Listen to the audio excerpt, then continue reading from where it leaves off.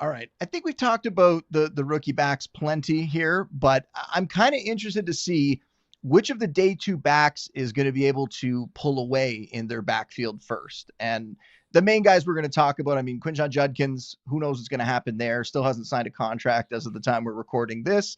I'm still stashing him on a few benches, but I'm not really expecting much. And there's a good chance that I might end up dropping him if he doesn't sign a contract soon because I'm holding him in lieu of having a kicker or a defense. So we'll put him to the side.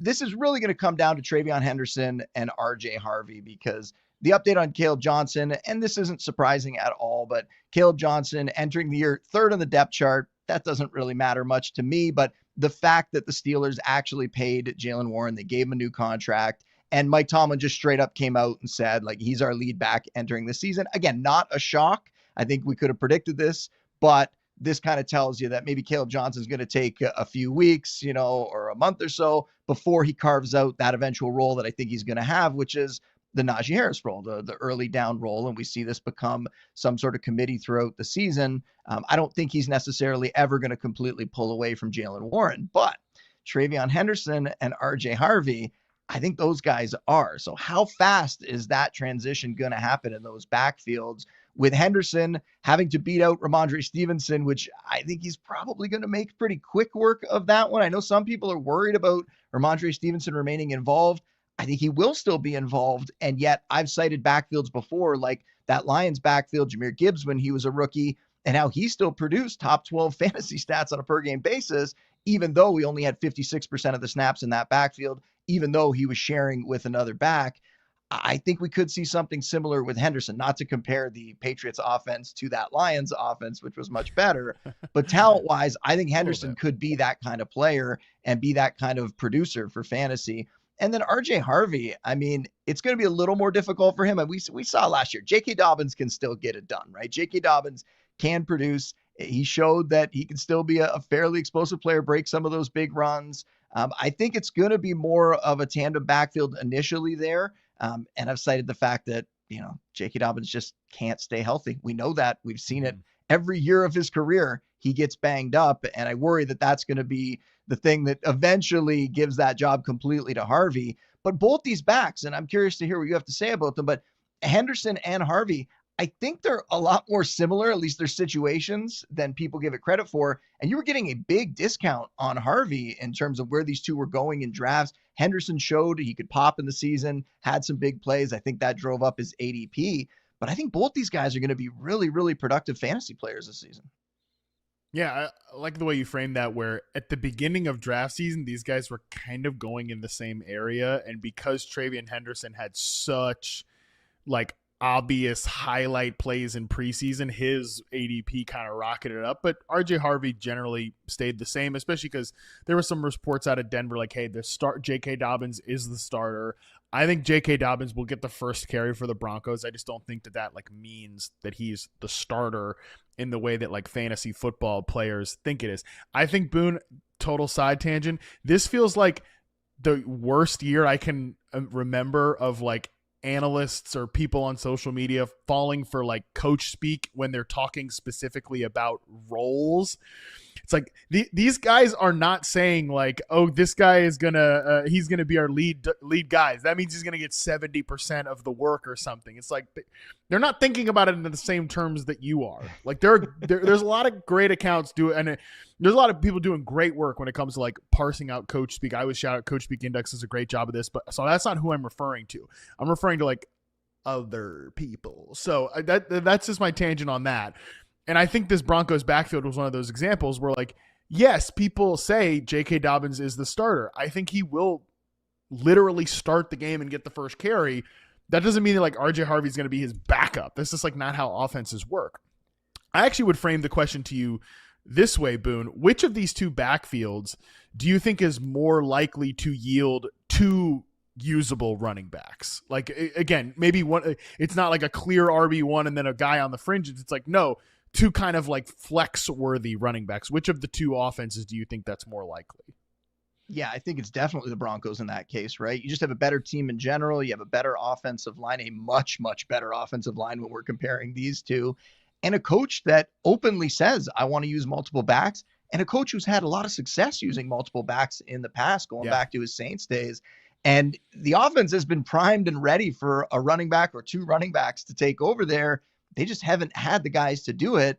Now this year, I actually think they do. So could this be like a Kamara Ingram kind of situation? I know that's like a lazy comparison because of the Sean Payton thing, but could this be that kind of situation where you have the rookie come in and really be able to produce? You have the veteran guy there who can step up and get it done as well. And you have both these guys finish as like top 20, top 25 running backs. That would not surprise me at all, right? Like Harvey is extremely explosive. Harvey's a guy that I think they want to get out there a ton.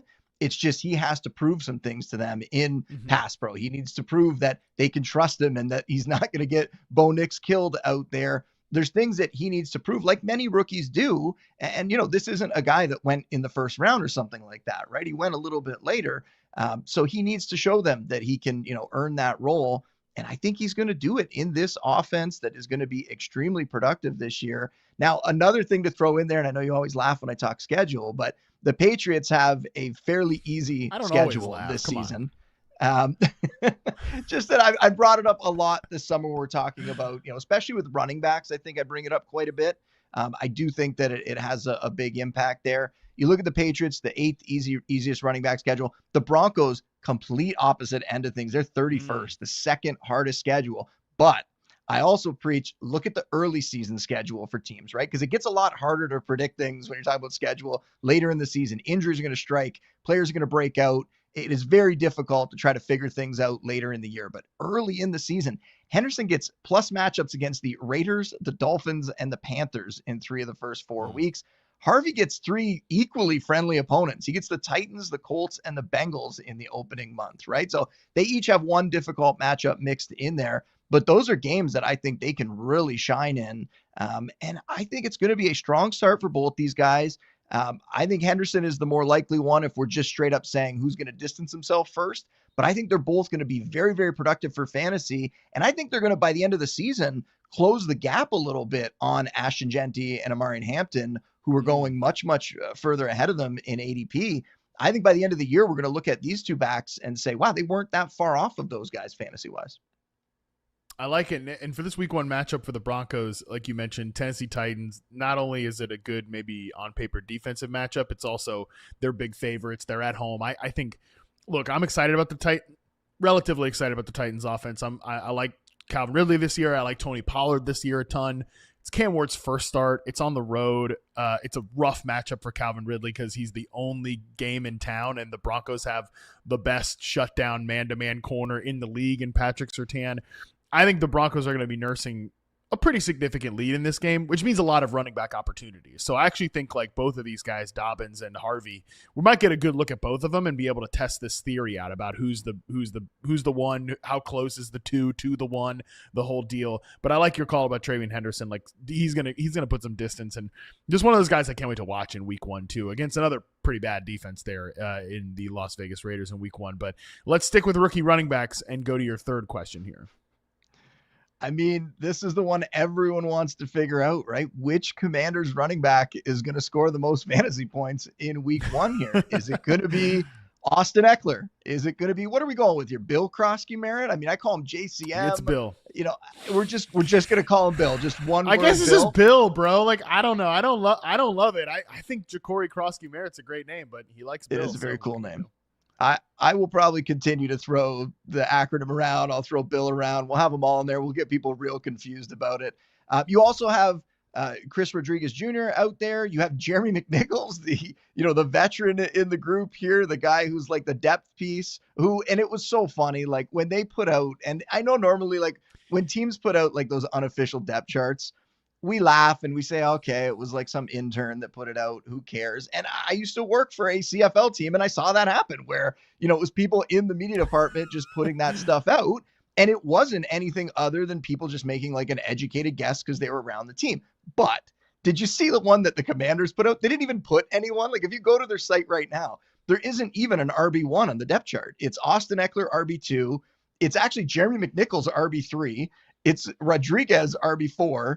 And then it's Bill as the RB5. And that, like, are they just playing games with us? Like, who doesn't put an RB1 on their depth chart. Like, why not just put Ekeler? He's the veteran guy. He's been there. Or is this a scenario where like they had Brian Robinson Jr. there and they just deleted him and they never updated it? Like, it's so bizarre, right? Maybe. Like, it's so silly. You can't take anything away from that at all. But how do we think this is going to work out? I mean, I think in week one, to me, it's pretty clear that we're going to see Austin Ekeler come out here as that veteran guy, the guy they trust, the guy who was very productive when he got opportunities to start last year.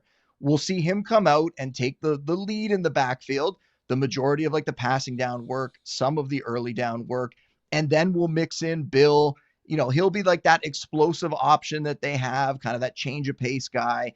And then we'll also see Rodriguez as like the hammer, and they've talked him up. He was a guy that in limited opportunities last year was also pretty productive.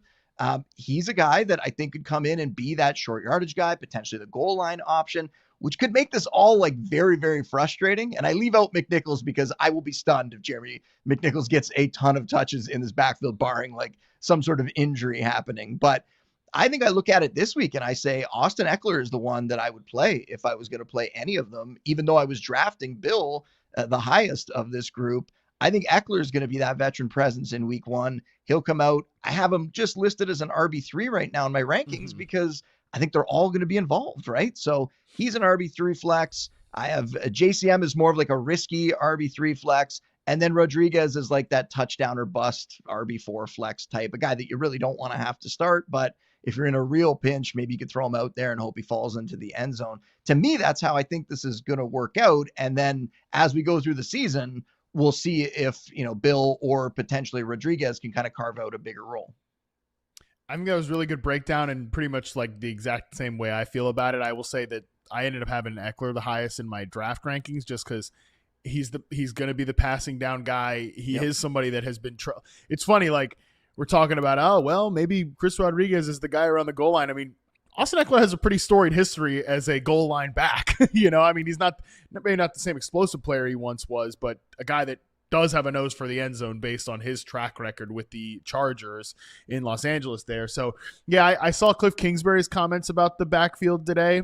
My first thought was, Cliff, brother, I think we need to talk about your sleep schedule. The man has got some serious bags under his eyes, bro. I mean, listen, I'm not perfect. Cliff Kingsbury is a handsome man, but I think Cliff looks like he needs some sleep. But maybe it's because he's drawing up so many. I think Cliff does love being just the offensive coordinator. So I don't know. I'm nervous about Cliff's sleep score. Like this is your first season working with me. Wait till we get to like November, December. I'm gonna probably have like equally bad bags under my eyes then, but. I will be talking, and you know what, Boone, I will then be talking about your sleep score and encouraging you to go to bed, okay? Because putting in the extra hours isn't always great, okay? You know, it's better getting your mind sharp, okay? And I'm worried. I'm not worried, but I'm interested to see where Cliff Kingsbury's mind is at this running back stuff. He talked about Bill today and said, yeah, quite a hype train going for Bill. And I saw some people take it as like negative. I mean, it could be positive. It could be nothing. Like we have no idea. One thing I'm really looking forward to seeing is the game day inactives for this Commanders backfield, because while McNichols won't be a guy that I think factors heavily in the running back rotation, I do think he will be active on game day because he's a special teamer for them. And that is going to be like a way to keep one of these guys maybe on the 53, the active roster, not the 53, but the active roster. So could a guy like Chris Rodriguez maybe not even play? Could Bill be the guy that's the game day inactive? I think that is not likely, but within the range of outcomes. And my God, I can't wait to see what Twitter says if that's the case. But right now, I think we're in consensus about this, which is that if you're playing a Commanders back in week one, I think we're both on the same page. It should be Austin Ekeler. Well, I'll also bring up, like, when they played the Giants last year, they had a lot of success running the ball. The first game they had against the Giants, Brian Robinson went for 133 yards on the ground. And on top of that, Ekeler had 44 rushing yards and 47 receiving yards. Both those guys were playable in that game. In the second matchup, Brian Robinson Jr. wasn't there. Ekeler, 83 scrimmage yards and a score. And Rodriguez actually topped 50 rushing yards in that game. He got an opportunity there with Robinson out. So somebody can hit here. Maybe two guys could even potentially hit here. But I agree with you. If you want to talk about like what could just break the fantasy world's mind would be Bill being ruled inactive. It would break my mind too, and I would have to totally change my rankings at 11:30 a.m. on Sunday of week 1, which is not when you want to have to make major changes. But if that happens, yeah, that would be an absolute stunner. Yeah, that Giants defense is so interesting, man, because they've got a great pass rushing defensive line, and obviously Dexter Lawrence, defensive tackles, one of the best in the business. But one of the reasons I can't get in on like Nate Tice's hype on the Giants defense, I just think every other position group for them is pretty bad. Like the secondary is not good. Not a lot of tacklers back there. The linebackers are pretty iffy. And that's why, like, if you can get to the second level, if you can block it up, like these Commanders running backs could break some big runs in week number 1. So definitely a matchup that we have to care about. And from a pass protection standpoint, that's still Austin Ekeler's thing among any of these other guys. And that is a good pass rusher, which is, again, why I think we both expect him to be the guy that takes the most snaps for this team in week number 1.